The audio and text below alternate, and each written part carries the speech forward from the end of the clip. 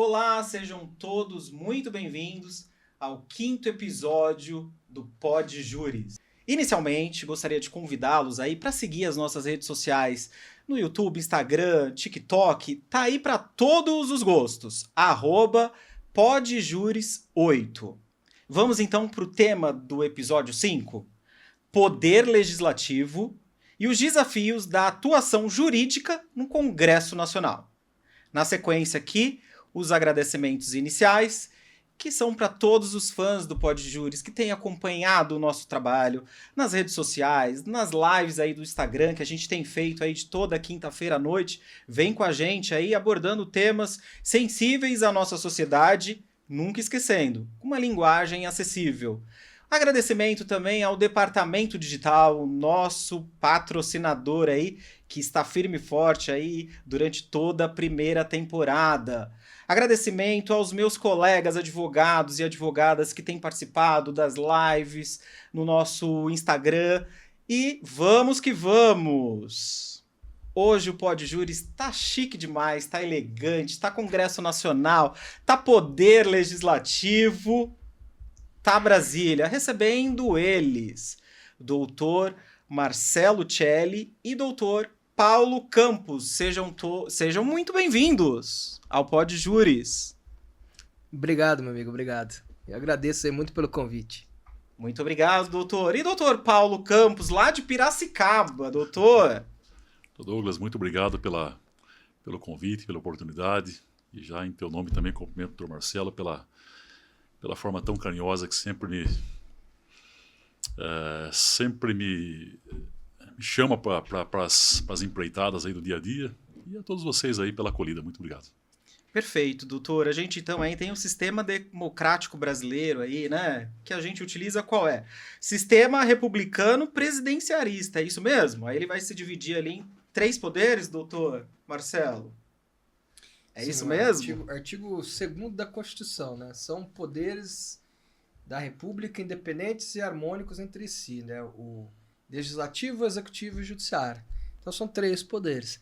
Naquela forma clássica lá, que primeiro foi preconizada pelo Aristóteles e depois melhor desenvolvida pelo Barão de Montesquieu, que é a ideia naquele livro O Espírito das Leis, né? O livro trata sobre muitos assuntos. É que normalmente quando o pessoal vai falar sobre Montesquieu, Dr. Paulo, o pessoal do direito, eles falam mais dessa questão da separação dos poderes, eu disse. Mas é um livro, O Espírito das Leis é um livro muito interessante que trata sobre uma série de questões. Inclusive, trata sobre a lei e, no geral, e de como ela muda em relação a questões como, por exemplo, o próprio território, etc. É um livro muito interessante, eu acho que vale a pena muito ler. É que realmente o pessoal só lê, normalmente só cita a parte que fala da separação dos poderes, né? Apenas, né, doutor? E vocês já viram aí o nível do episódio 5, né? O nível aí de mestres. Doutor Marcelo Celli. Se apresente. Quem é doutor Marcelo Celli? Bom, atualmente eu ocupo um cargo público, né? Eu sou advogado na Advocacia Geral do Senado Federal. Nós temos dentro do Senado Federal um órgão de advocacia. E esse órgão de advocacia ele tem algumas atribuições. Está previsto lá no artigo 205 do Regulamento Administrativo do Senado Federal. A gente chama de RASF, né? Então, basicamente, a advocacia do Senado atua com a representação judicial e extrajudicial do Senado, às vezes também do Congresso Nacional, porque eu não sei, né, se o nosso público sabe, mas o Congresso Nacional é presidido pelo presidente do Senado, certo? Então, o presidente do Senado ele é assessorado juridicamente pela Advocacia do Senado, que é um órgão de assessoramento superior vinculado diretamente à mesa diretora, à presidência, né? Então, e nós fazemos esse tipo de atuação, mas também não só, como, por exemplo, a atuação perante as comissões parlamentares de inquérito. Nós também temos uma atribuição muito interessante, que difere um pouco da atribuição de alguns outros órgãos de advocacia pública do Legislativo, que é a possibilidade de fazer a defesa do parlamentar, ou seja, do senador, desde que tenha relação com o vínculo com o seu mandato. Certo. Então tem essa atribuição também que é muito interessante. E lá dentro nós somos divididos em núcleos, né? Tem um núcleo de contratos, um núcleo de processos administrativos. Esses núcleos, além de atuar na esfera judicial, dão pareceres internos. Aí tem o núcleo de defesa das prerrogativas dos parlamentares, que é o núcleo que eu estou hoje, lotado hoje. E temos também um núcleo que assessora diretamente a mesa diretora. Perfeito, doutor Marcelo. Recém-mestre aí da USP, doutor. verdade. Conta pra gente. Eu me esquecendo. Do ponto de vista acadêmico, eu concluí recentemente o mestrado, né? Em Direito Financeiro, Econômico e Tributário pela Universidade de São Paulo. Foi um mestrado muito bacana, eu fiquei muito feliz, assim. Tive um desempenho acadêmico muito bom ao longo do mestrado. E defendi, né, a dissertação recentemente. Vai ser publicado em livro. Parabéns, doutor. E o Pod Júri já quer um autografado, hein? Pode deixar, vou te dar. Doutor, antes de chamar o nosso outro convidado, o pessoal da área de saúde, biológicas, eles são os que mais criam artigos científicos. Doutor Marcelo, será que com a produção de todos os teus artigos a gente alcança? Acho que sim, hein? Eu costumo... Eu tenho essa veia acadêmica, eu gosto muito de escrever, né? Então eu escrevo, vocês podem encontrar textos meus, se vocês digitarem Marcelo Shelley de Lima no Instagram, no Google, vocês vão encontrar ali alguns artigos meus. Tem artigos no Jus Brasil, tem artigos no Jus Amigante, tem artigos no Conjur. Então tem muitos artigos, e fora os artigos que estão em criação, né, doutor? E os que são publicados em revistas e periódicos especializados, né? Então, eu realmente... Agora, eu acredito que não chegamos lá não, mas eu gosto de escrever sim. É muito interessante. Parabéns, doutor. Parabéns. Agora nós vamos aqui para o doutor Paulo Campos. Doutor, e aí? Quem é doutor Paulo Campos? Pois bem, eu, como já disse, Paulo Campos, nascido em Piracicaba, me formei em 2004 pela Universidade Metodista de Piracicaba. Não sei se o conhece. Sim, doutor. Conhece. Legal. Fiz uma pós-graduação também em Direito Constitucional. Depois, ato contínuo, mestrado também em Direito Constitucional, mais acertando em mestrado. E, como disse muito bem aqui, e por 3 vezes vereador em Piracicaba, por 3 mandatos consecutivos. 13 a 16, 16, 20, 20 a 24. E nesse interim disputei 2 eleições, uma 18, estadual, e fiz uma dobrada com um campineiro, inclusive aqui, doutor Guilherme Campos, que hoje compõe lá o Ministério da Agricultura. E em 22 eu disputei as eleições para deputado federal, recebi quase 30 mil votos e fiquei na condição de suplente. Então, em 24 agora disputei as eleições a prefeito de Piracicaba, contudo sem êxito, mas foi uma experiência muito, muito satisfatória em todos os aspectos. E com relação à fala do Dr. Marcelo aqui, quando ele se fala da separação dos poderes, eu acho muito importante essa fala, porque eu me recordo, Douglas, que quando cheguei à Câmara de Vereadores em 2013, eu já, nas primeiras aulas de mestrado na Unimep, eu coloquei uma moção, um requerimento de moção de apelo ao Congresso para que inserisse na grade curricular aulas de direito constitucional. Eu acho que é importante que a molecada hoje, os adolescentes, entendam como funciona realmente a aula de direito constitucional, contudo não conseguimos lograr isso nesse nosso Mas pleito. a luta continua, né, doutor? Exatamente, mas é basicamente isso, e acho que com relação aos 3 poderes aqui, que está em voga aqui na nossa discussão, mas acho que é muito importante dizer que é um assunto que hoje em que pese que o texto constitucional, o comando constitucional lá preconiza que são poderes independentes, porém harmônicos, mas não existem. Né? Isso Pelo menos é na teoria, lei está na assim, teoria né, isso doutor? aí, mas na prática nós não temos efetividade, infelizmente. Vamos lá, doutores. Então a gente falando de separação de poderes, poder legislativo. Tá aqui os 2 homens aqui, feras no assunto, ou seja, poder legislativo municipal, ou lá na União, né, doutor? É isso? Falei certo, né? constitucionalista. Tô certo? Tá certo. Então tá bom. A gente precisa, então, passar aí para quem nos assiste as funções, doutor Marcelo, do poder legislativo, né? Porque tem a questão da separação, de ser harmônico, né, entre si, mas a população às vezes não sabe qual é o papel de cada um deles e fica nesse fogo cruzado de informações às vezes não repassadas como se deve. Então as pessoas às vezes não sabem nem do que se trata, mas estão lá julgando e criando suas convicções, doutor Marcelo. E aí? Conta pra gente sobre as funções aí desse poder. Que inicia tudo, né? Onde inicia tudo, né? A criação, né? Bom, e em certa medida você tá certo, né? Não tem que fazer muitos reparos na fala. Mas assim, esse tema é importante porque, audiências estão nos ouvindo aqui, se o cidadão tivesse a oportunidade de conhecer um pouco melhor o que cada um dos poderes faz, acho que seria mais útil para o exercício da cidadania dessas pessoas. Né? Eu fiquei muito feliz, esses tempos atrás eu fui dar uma palestra no Leandro Francischini, no colégio técnico que eu estudei em Sumaré, e fiz o meu ensino médio lá, e eu percebi como aquilo evoluiu, né? Porque muito se fala que educação hoje está uma porcaria, também se você escuta muito o saudosista dizendo que no meu tempo era melhor e tal. E assim, eu fiquei muito feliz, por exemplo, que lá no Leandro Francischini você tem aulas como se fossem noções básicas de direito.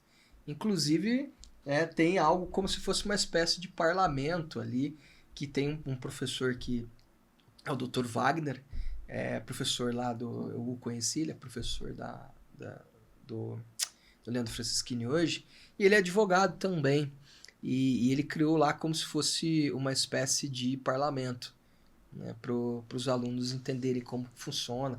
Tem aulas de direitos humanos, essas coisas todas, contabilidade pública, na Lei 4.320, né, direito financeiro. Mas aí no curso de contabilidade, fui dar uma palestra no curso de contabilidade, fui falar sobre concursos públicos, né?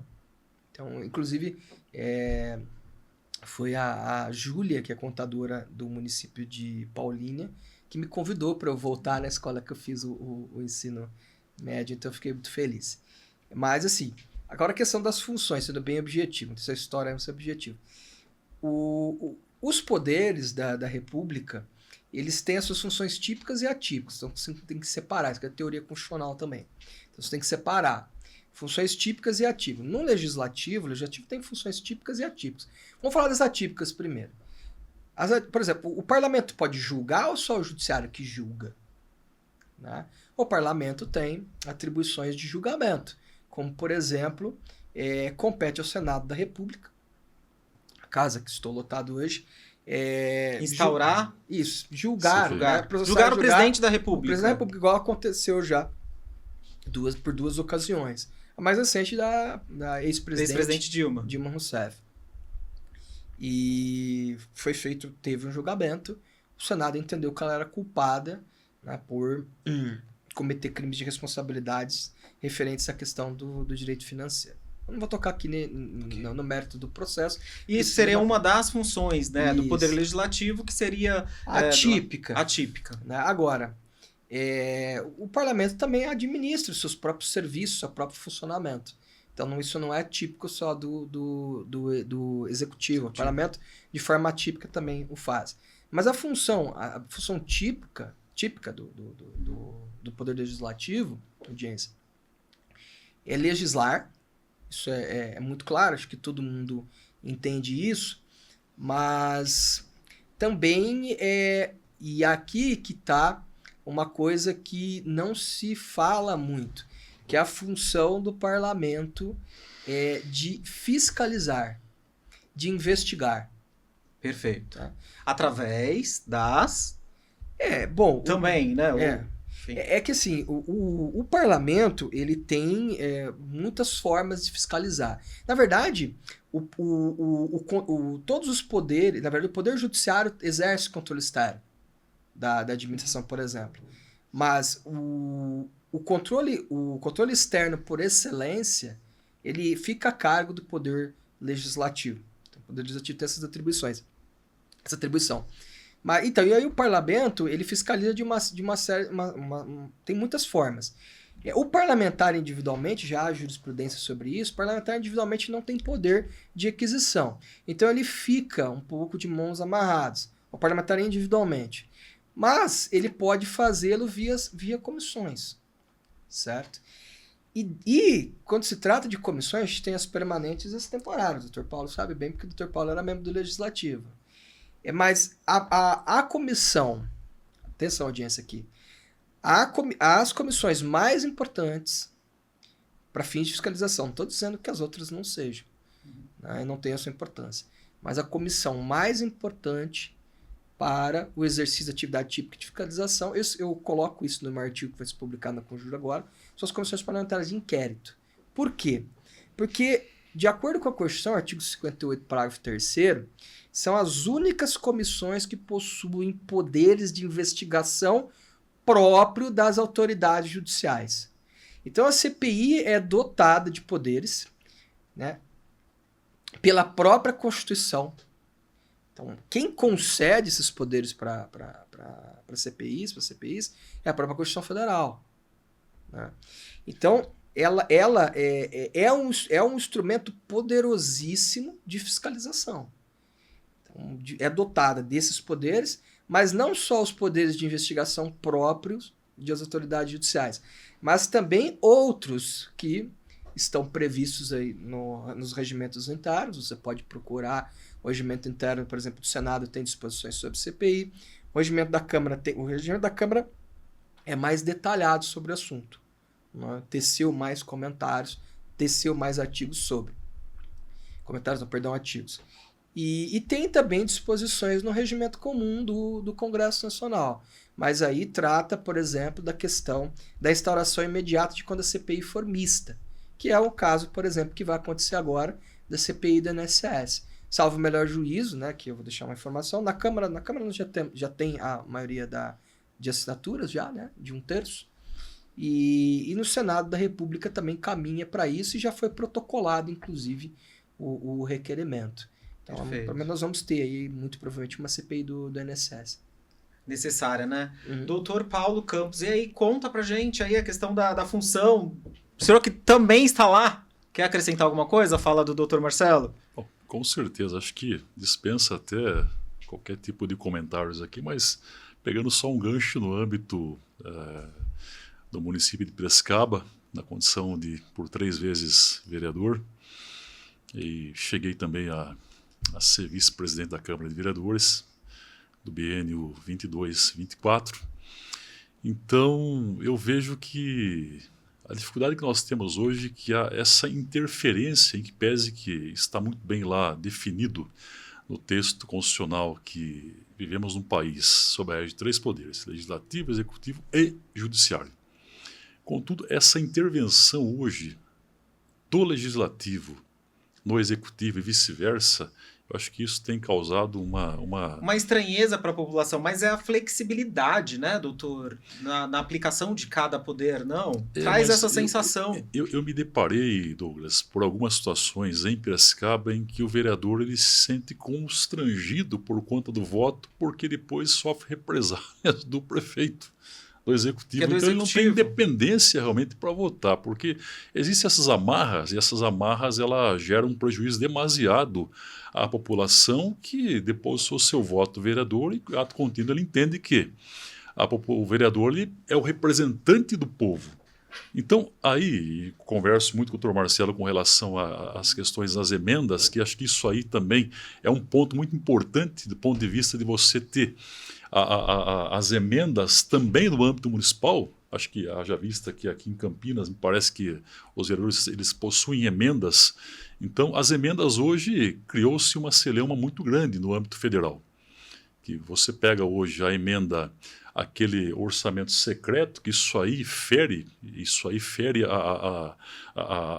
o princípio da transparência, vamos assim dizer, porque não se sabe para onde vai e não se sabe, inclusive, quem é o deputado que está destinando aquela emenda. Porque isso é público, né? Exato, então acho que isso aí é muito complicado em todos os aspectos, e aí, lógico que nós temos o judiciário que tomou uma decisão recente por meio do ministro Flávio Dino, que ele foi muito feliz no seu despacho, mas eu acho que ainda tem muito a discutir com relação a isso, talvez uma CPI, um objeto de uma CPI no Congresso, para que se possa definir essa questão com um pouco mais de profundidade e que cheguemos num consenso que esse não é o melhor caminho para uma democracia. Exato, né? A lei está bem clara. É harmonia, né, doutor? Exato. Se caminha harmoniosamente, a gente tende aí a ter uma democracia. Enfim, doutor Marcelo, e a estrutura? Como que se compõe lá o Congresso Nacional, né? A gente não vai falar só de legislativo.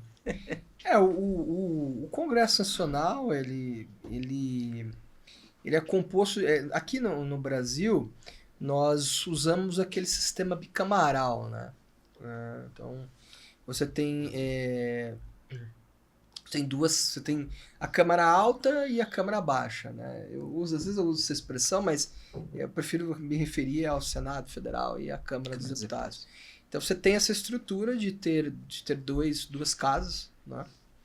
E aí quando essas casas se unem, você tem um Congresso Nacional.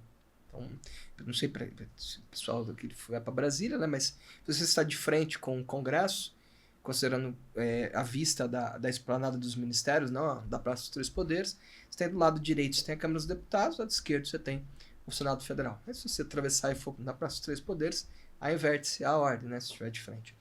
Então tem essas duas. O Senado, ele é Bom, vou começar pela Câmara. A Câmara é formada por representante do povo, certo?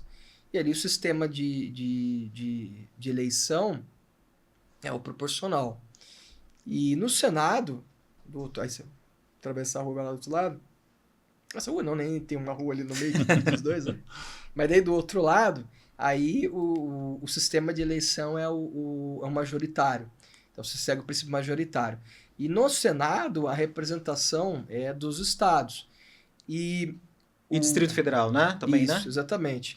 Então você tem 81 senadores, né? Porque você tem 26 estados e um DF, então você tem 27 unidades federativas, vezes 3 dá 81.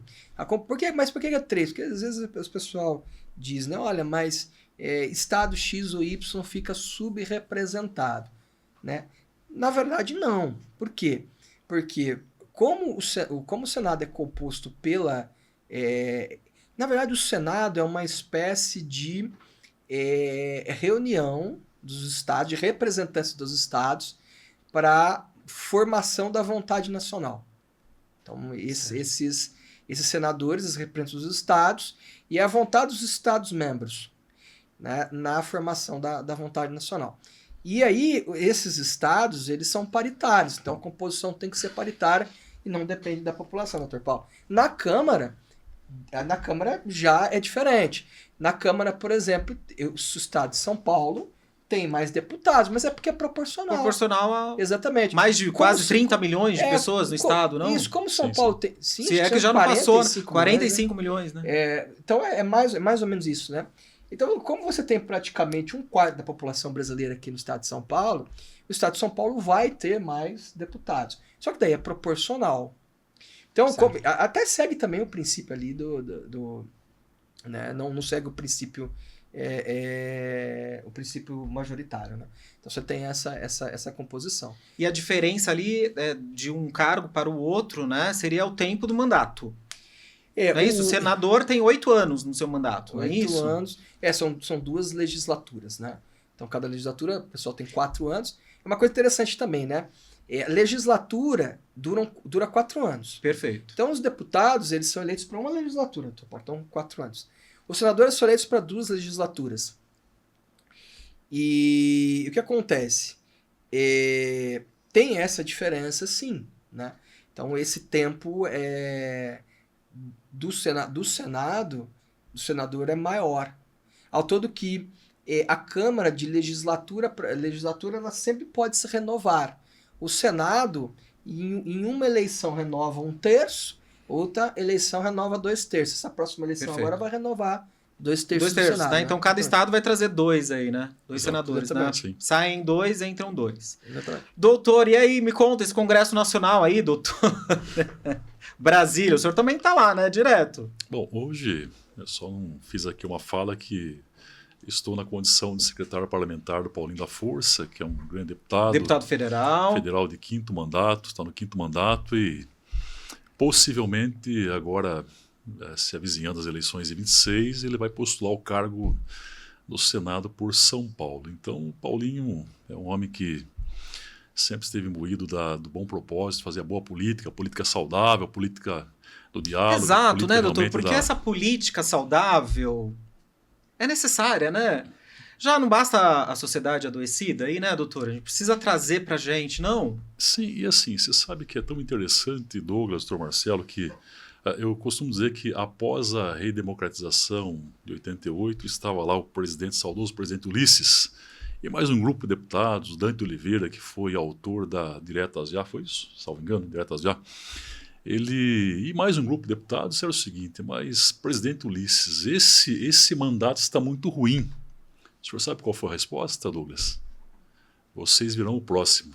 Então, hoje, essa dificuldade que nós temos hoje da população, dos jovens, dos adolescentes, não terem o desejo de participar efetivamente da política, isso nos traz um mal muito grande. Por quê? À medida que aquele que tem o bom desejo, isso não sei se eu defino da forma mais correta aqui, mas o desejo de fazer a boa política, a política saudável, honesta, a política que vai redundar em bons projetos, que vai melhorar naturalmente a vida das pessoas, esse que é do bem não quer. Aí então eu digo que a inércia dos bons é o triunfo dos maus. Aquele que não tem o desejo de participar vai ser governado por aquele que é ruim e naturalmente vai fazer com que todo esse mandato ele esteja realmente preocupado consigo e não com a população que depositou seu voto. Perfeito, doutor. E assim, eu me colocando como cidadão, né? Também esse extremismo, né, que vive o país hoje nos afasta, né? Nos afasta também, inclusive os jovens, né, de querer participar disso, do extremismo, é aquilo ou não, se não for, não senta à mesa para conversar, né, doutor? Eu não sei se o senhor pode aqui, se eu posso, viu? Claro, à Vou vontade. dizer nome de pessoas, mas Sim. Existem hoje congressistas que são midiáticos, ele faz uma fala lá e alcança uma massa. E essa São massa... as frases de efeito, doutor, que Isso. acaba prejudicando a população, né? Porque ela continuará aí sem saber o que realmente é. E se resume apenas uma frase de efeito, que eu já vou pro próximo, Sim, sim. doutor. CPIs lá, uma atribuição do Senado Federal, né? O que a gente vê como telespectador? São as frases de efeito? São as viralizações nos grupos de WhatsApps e afins? Qual é, doutor, a atribuição e a finalidade, escopo de uma CPI, doutor Marcelo? Tá bom, vamos lá. Eu vou falar do escopo, o doutor Paulo fala da parte midiática e tal, né? Vamos lá. Mas esse tema que ele trouxe Perfeito. aqui é muito importante mesmo. É o que a gente vivencia hoje, né, doutora? É a frase de efeito que se espalha por aí 220 milhões de brasileiros que não é bem aquilo que se precisa resolver, né? Bom, antes do Marcelo falar da CPI, posso só fazer uma adendo Fica à aqui?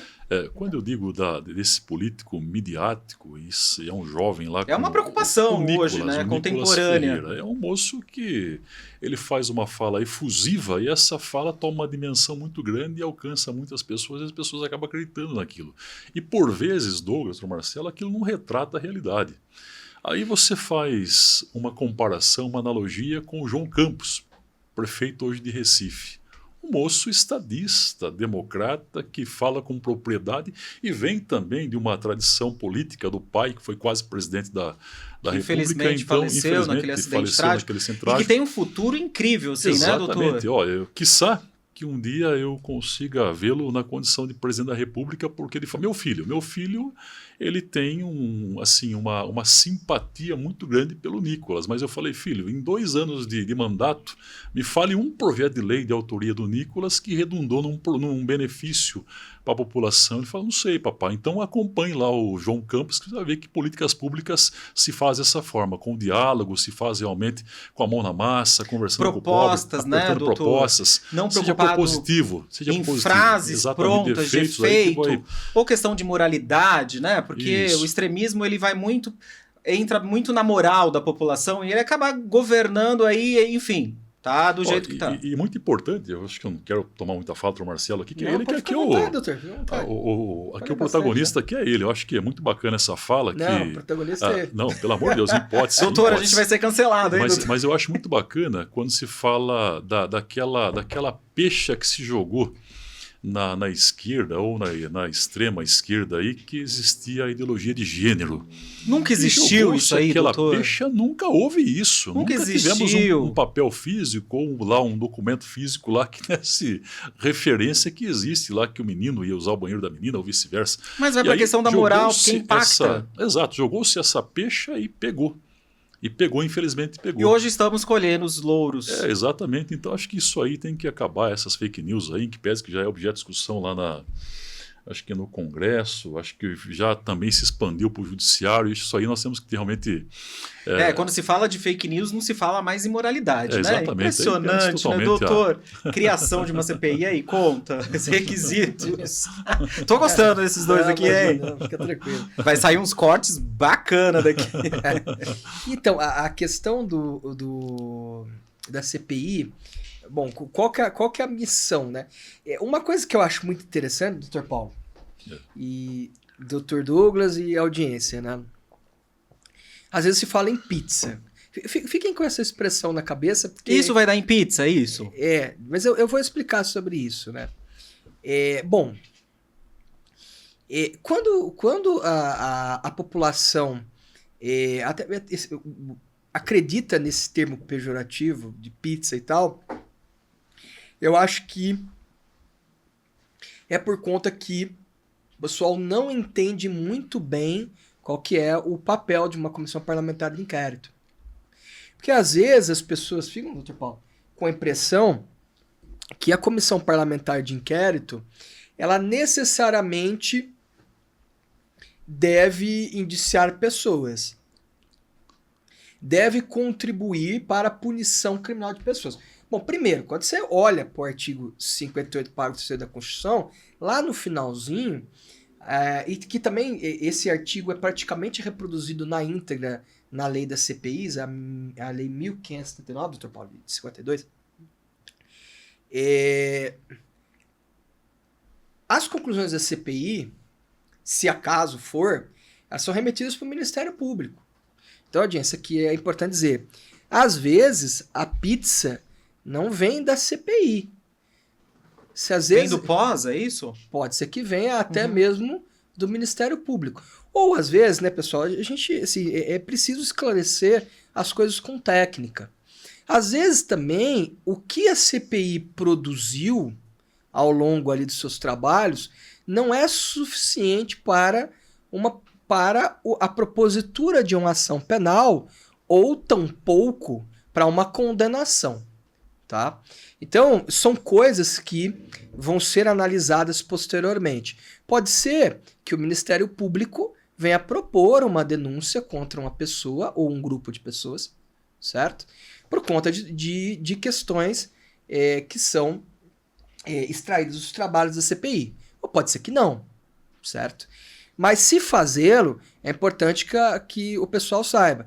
É necessário você ter um processo. Para você punir pessoas no Brasil, isso é civilizatório. Né? Você não contraditório, você precisa ter um processo onde você vai assegurar todas as garantias, exatamente. Processo é forma é garantia e tem que ser respeitado. Então tem isso também. Então a CPI não pune ninguém. Então esse é a primeira questão. Porque o escopo dela, para quem não conhece, né, a audiência, como o doutor está aí trazendo, talvez, como não é o escopo dela de punição, né, só de investigação, talvez dá essa interpretação, esse entendimento de que acabou em pizza porque não se viu o pós, né, o depois, quem foi investigado, se não foi. Então, mas aí a população tem que cobrar a instância competente. Exatamente. Tem que saber quem cobrar. Mas olha aqui, isso aqui é muito importante, isso aqui é muito importante mesmo.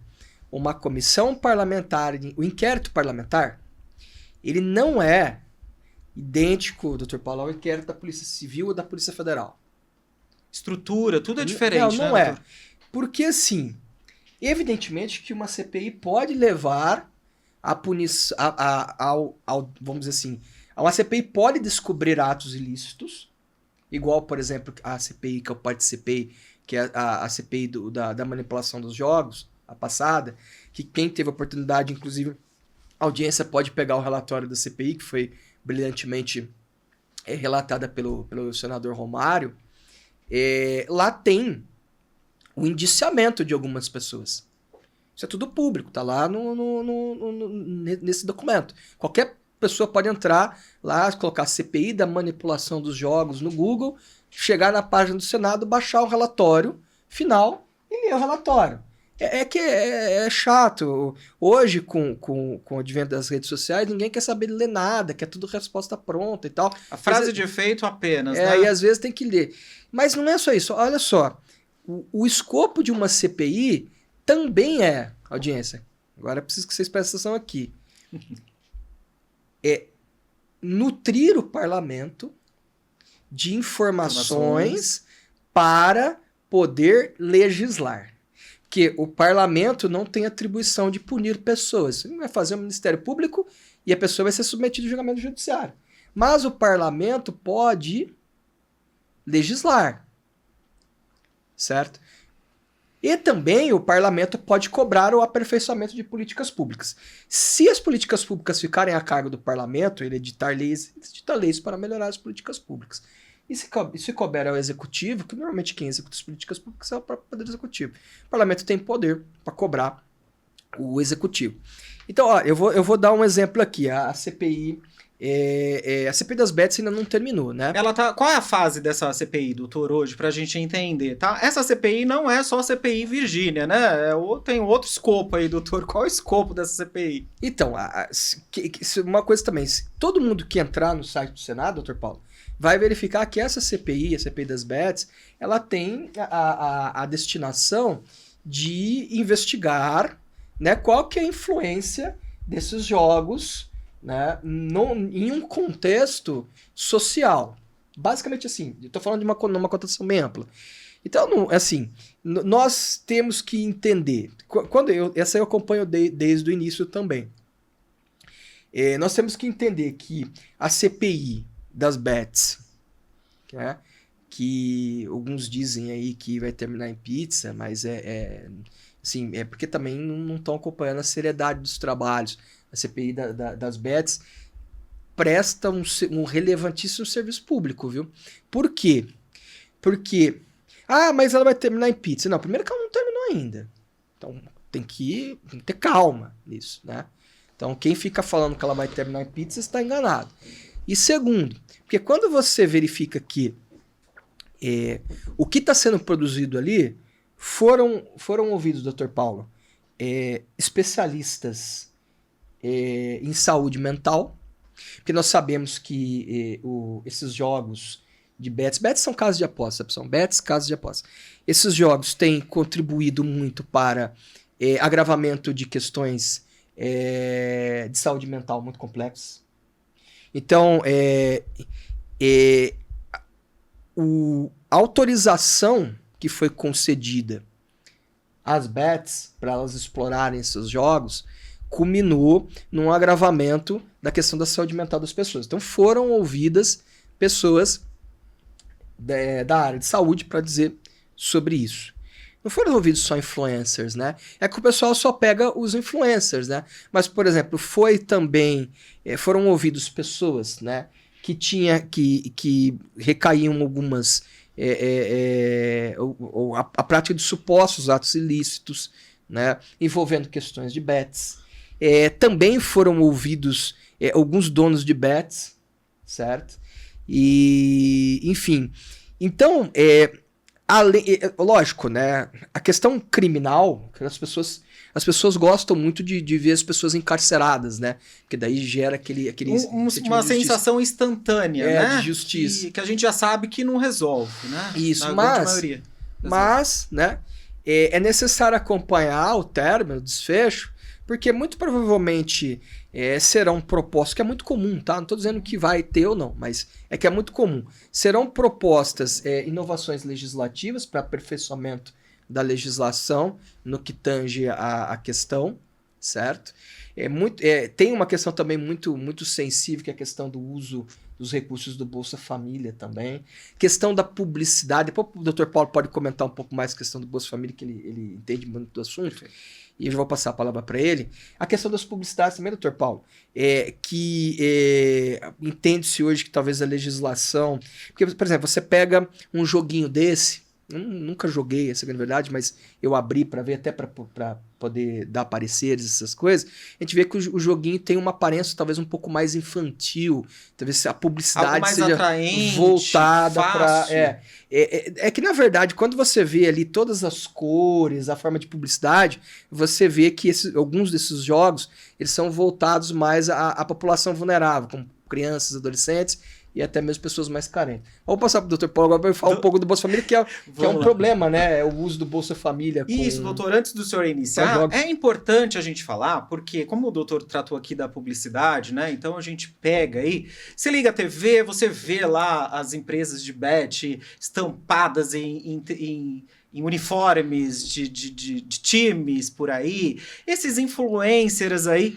Só que é o que o doutor Marcelo acabou de falar, a gente precisa saber o que está acontecendo no social, né, doutor? Porque o impacto tá aí, né? Não é só um impacto financeiro, tem questão de saúde mental, né? Nossa população já tá meio adoecida. E só fazendo um parênteses aqui, para quem assistiu o episódio 4, a gente falou sobre comunicação e oratória, e uma personalidade aí muito dita aí, né, uma das influencers, Virgínia, que chegou ali para depor, né? Ela foi depor, né, doutor? Tava como testemunha, né? Chegou ali com o cabelo todo descabelado, uma roupa mais infantilizada. Tudo isso tem um propósito para tirar dela a responsabilidade ali dos 3 segundos que a gente falou aí, corram pro episódio número 4. Doutor, e aí, Bolsa Família também tem afetado, né? Não são só pessoas aí de condições financeiras que têm gasto, por exemplo, essa semana eu soube de uma pessoa aí conhecida da família que perdeu 120 mil reais nesses joguinhos de bets. E agora a gente trazer para o brasileiro médio, né, que ganha ali até os seus 2 mil reais, doutor, e ali com Bolsa Família, despejando todos esses milhões de benefícios sociais nas bets.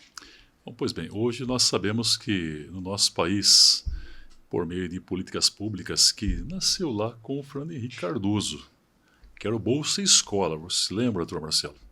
E depois, quando veio na sucessão o PT com o governo Lula 1, Lula 2, ele criou o Bolsa Família. E o Bolsa Família hoje atende cerca de 30 milhões de brasileiros. É um número muito alto em todos os aspectos. Pensemos que hoje 30 milhões de brasileiros vivem em parte do Bolsa Família. Doutor, eu preciso fazer um parênteses na sua frase Perfeito. agora, porque são 30 milhões de pessoas, né? Se a gente for colocar no impacto do que o país ele arrecada, é um valor muito pequeno, né, doutor? Mas todos os olhares estão para esses 30 milhões de pessoas, não, doutor? Sim, mas são políticas públicas que foram necessárias lá atrás. Sim. Que pese que num formato diferente do Fernando Henrique Cardoso, com o Lula, que houve um aperfeiçoamento, do meu ponto de vista. Agora, o Estado democrático de direito ele não tem perna e não tem braços também para alcançar todo esse pessoal e também não é crime. Pior ainda.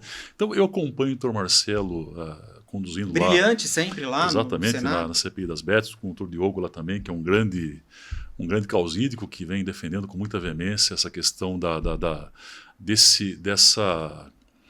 dessa questão hoje que toma conta do país aí, as bets, e eu sei, Dr. Marcelo, que infelizmente nós sabemos que não são só as pessoas que conseguem depositar aquele importe, acho que salvo engano de 30 milhões, é isso? Para se abrir uma bets. Isso, da Secretaria de Prêmios e Apostas, né? Mas tem valores Concedeu, otorga. muitos menores aí que eles fazem, e hoje a rede social aí, a internet, aquela coisa toda é aberta, então todo mundo tem acesso e joga e se perde muita coisa com isso. Então, naturalmente que aí se fala em terminar em pizza essa CPI, eu entendo que não, está sendo conduzida com muita responsabilidade, com muito zelo, com muito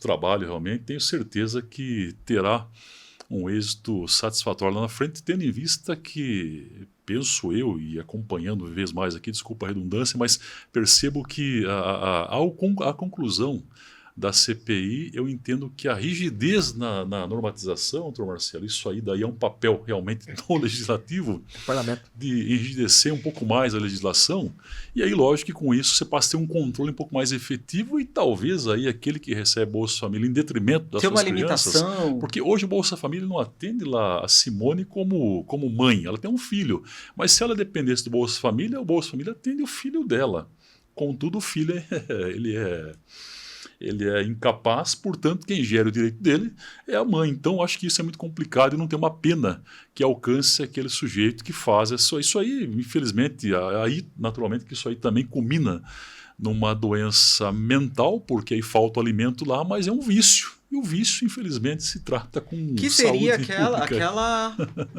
doença, doutor, que o senhor mencionou, inclusive numa entrevista que o senhor nos deu. Seria interessante falar dela, né? Porque é o vício, a compulsão pelo jogo, né? A ludopatia. Isso, né? A compulsão, a pessoa não consegue ali, né? E isso destrói não só a vida da pessoa, mas também de quem, né? Porque uma coisa é você ter influencers dizendo joga aqui que você vai ganhar 100, né?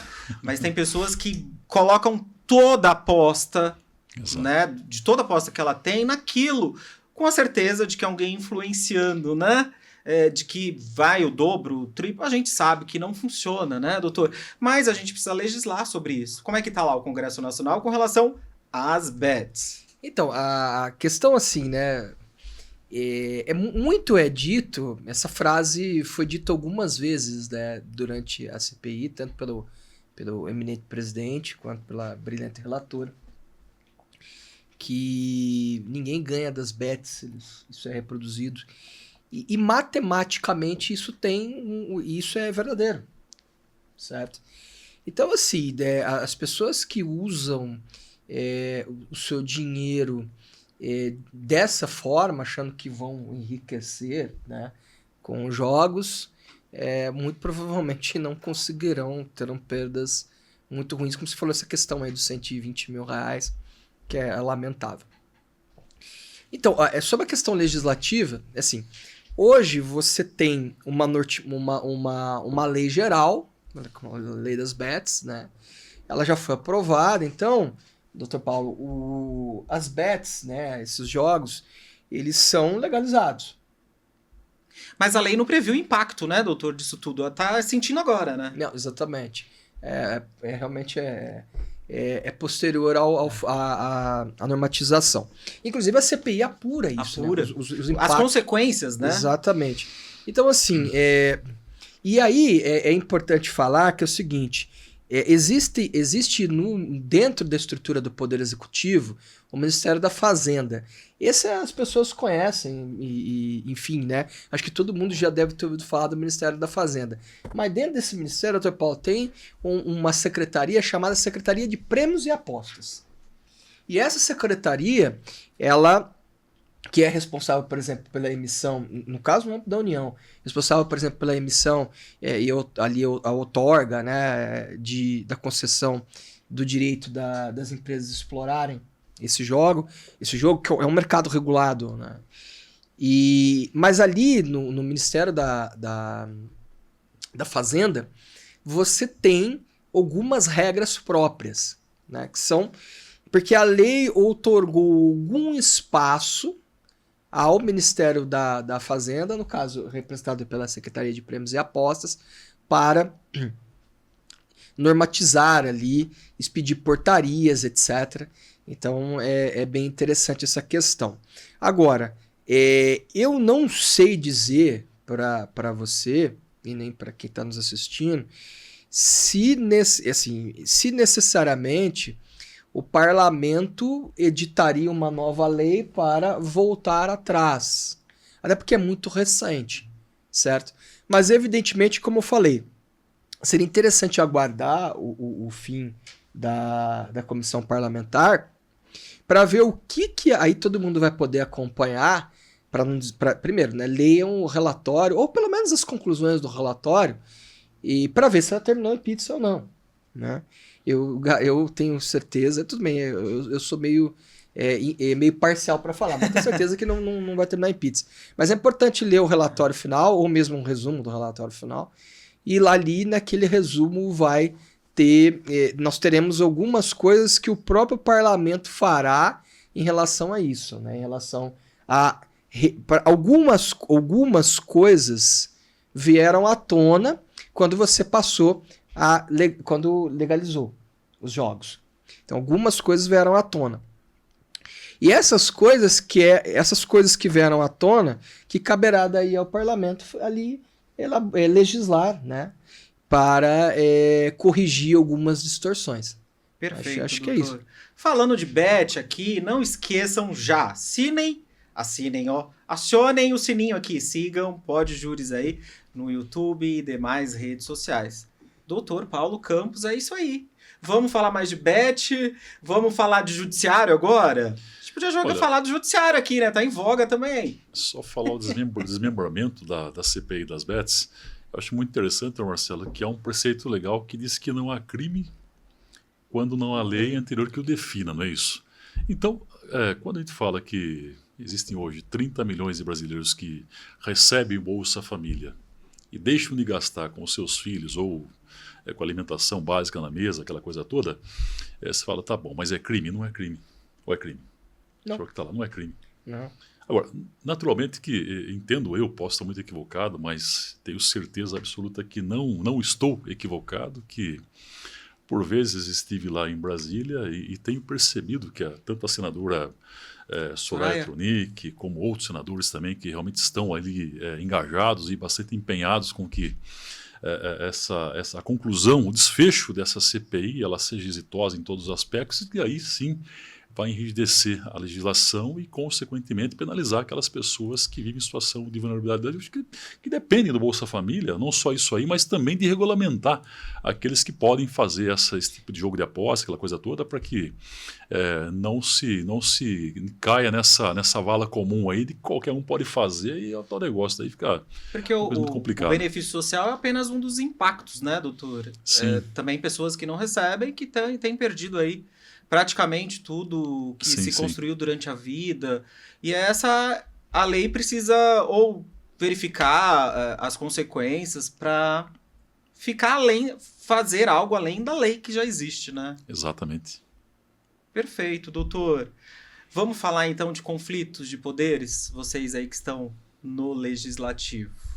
Não se fala em outra coisa com relação aos impactos do judiciário quando julga, assim como a gente falou no início, né, da flexibilidade aí dos poderes, né? Como o doutor falou, típico e atípico, né? E o judiciário também está lá para poder balancear a democracia, né? Para que se ajuste tudo. Mas a sociedade tem tido essa impressão de que, às vezes, o judiciário está indo além. O que os doutores falariam aí com relação a conflitos dos poderes? Vamos lá? Marcelo. Tudo bem. Por favor.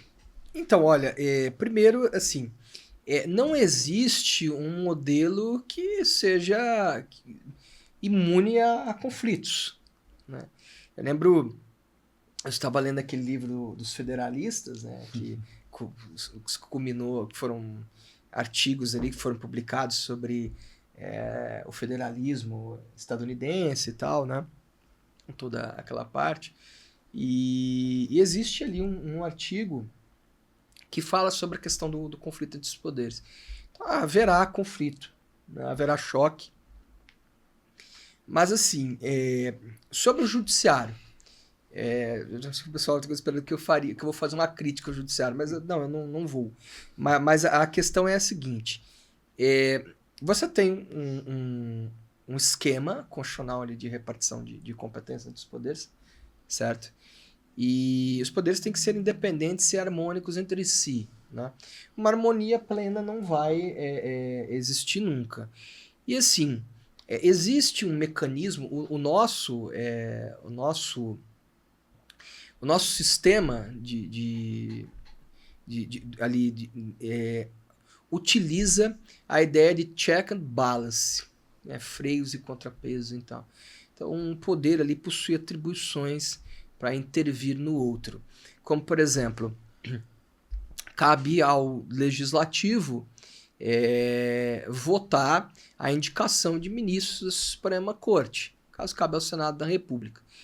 E o presidente nomeia, certo? E o judiciário tem um controle de constitucionalidade, né? Quando ele diz, doutor Paulo, aqui, vou falar de grosso modo, né? Não vou fazer aqui as distinções devidamente doutrinárias, mas, grosso modo, o judiciário dizendo que uma lei do legislativo não vale. Né? Lógico, aqui eu não vou agora usar muita técnica, vou falar um português mais claro para a audiência. Então, tudo bem, você tem isso. Então, um poder, ele intervém no outro, né? Então, como uma forma também de... quando um poder acaba extrapolando muito, o outro intervém ali para ter uma certa harmonia. O grande problema do judiciário, aqui não estou criticando não, mas que é o grande problema, né? Realmente é um problemão mesmo. O judiciário é um poder que depende de uma coisa chamada autocontenção. Certo? Fiquem com essa palavra. Por quê?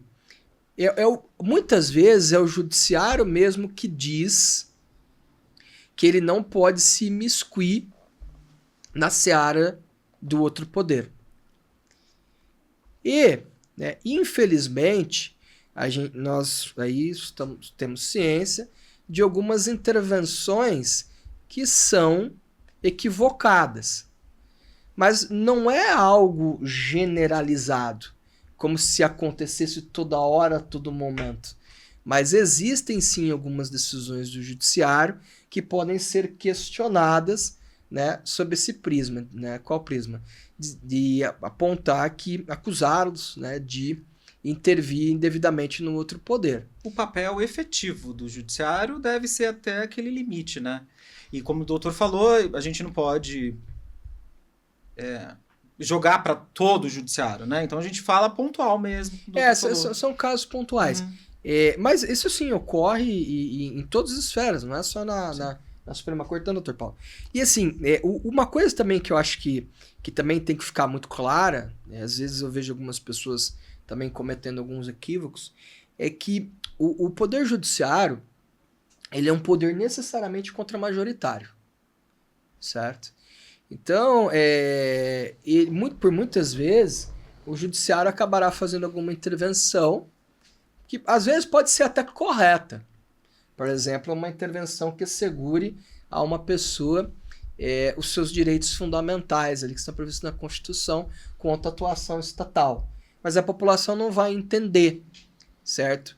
Então, por exemplo, quando se tem uma prisão abusiva de alguém, o judiciário, a Constituição tutela as pessoas contra uma prisão abusiva.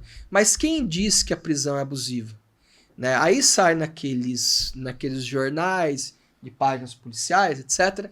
Né? E aí aqueles jornais já condenam a pessoa. Às vezes a pessoa está andando na rua e é abordada pela polícia e nem cometeu nada, certo? Então, o Poder Judiciário é necessariamente contramajoritário. O Poder Judiciário, ele não pode também se importar com o clamor popular para as decisões que vai dar. Porque ele tem que aplicar o quê? A Constituição, tem que aplicar o ordenamento jurídico. Então é isso. Mas realmente, assim, uma coisa eu falo para vocês, a teoria que eu expliquei aqui sobre a separação dos poderes é interessante que no judiciário, mas assim, é evidente que em algumas hipóteses, o judiciário, aí eu faço as análises pontuais, não vou dar um exemplo de nenhum caso concreto aqui, mas eu sempre faço análises individualizadas. Aí eu olho assim e paro e falo, olha, isso aqui é uma intervenção indevida, essa aqui não. Perfeito, doutores. Uma verdadeira aula, né, doutor Paulo Campos? A gente fica até sem palavras, não? É muito didático, é um professor, então eu costumo dizer que absorve muita coisa boa que o doutor Marcelo. Imagino.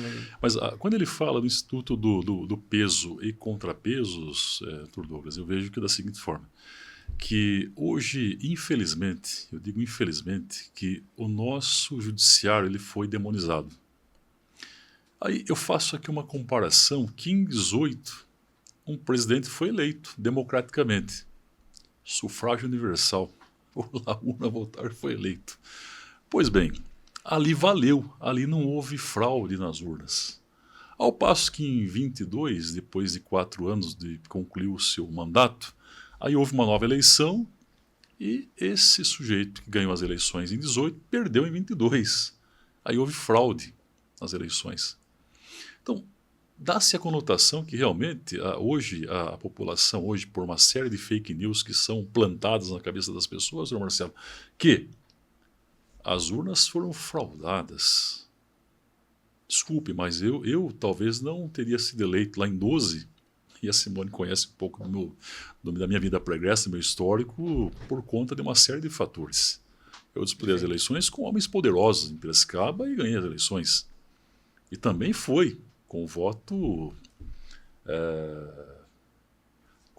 não foi voto impresso, foi voto eletrônico. Então, acho que é muito complicado, por esse prisma, nós analisarmos que daí, lá em 18 pôde, em 22 não pôde. E aí, essa questão toda, isso aí, lógico que nós temos o judiciário aí que, por uma série de fatores hoje, o juiz ele não pode, o magistrado não pode, a Suprema Corte não pode sair à rua.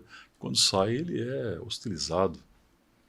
Porque criou-se na mente da população aí que eles são um terceiro poder, aquela coisa toda, isso de fato é um terceiro poder que compõe a nossa democracia, mas é importante dizer, Douglas, que pegando essa fala aqui do Dr. Marcelo, quando ele fala dos pesos e contrapesos, que quando um poder ele interfere efetivamente no outro, acho que tem que ter a moderação, e aí tem que ter toda essa moderação aí, alguém tem que tomar a frente disso aí, doutor Marcelo, e naturalmente fazer com que isso aí seja reparado para que não se crie uma animosidade ainda maior dos poderes e que naturalmente isso seja reparado de uma forma muito tranquila e efetiva para que nós não soframos ainda mais com esse tipo de situações que a gente vê todos os dias no nosso dia a dia. Sociedade inteira, né, doutor? Exatamente. E viva a democracia, doutor! Viva a democracia com nossos poderes! Chegando aqui ao final do nosso episódio, doutor Marcelo Celli, muito obrigado pela sua presença. Doutor Paulo Campos, muito obrigado pela sua fala aí. Craques no poder legislativo. Falamos também, cutucamos o poder judiciário. Porque se o poder judiciário faz o papel dele, com moderação, né, doutor? E não se preocupando com o clamor social. A lei não deve se preocupar com o clamor social. E sim, o Poder Judiciário aplicar as leis. Doutores, muito obrigado pela presença. Posso fazer mais uma fala rápida? Sim, doutor. Querido? Com certeza. Muito rapidamente aqui. Muito obrigado. É uma fala que sempre falo aqui, que sempre compartilho com o Dr. Marcelo aqui, que infelizmente aqueles projetos que hoje estão em trâmite no Congresso, o deputado ou o senador depende do voto, não é isso? Então, ele meio que transfere essa responsabilidade ao judiciário e se exime de responsabilidade, porque o judiciário precisa de voto.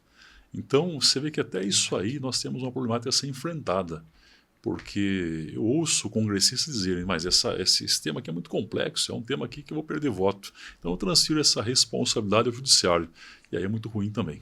Ruim também. Doutores, muito obrigado. Podemos marcar lives e conversar. Vou chamar aqui. Muito obrigado novamente. Obrigado, chamando Luiz. então a minha câmera com os agradecimentos aí desses doutores nessa verdadeira aula de direito constitucional.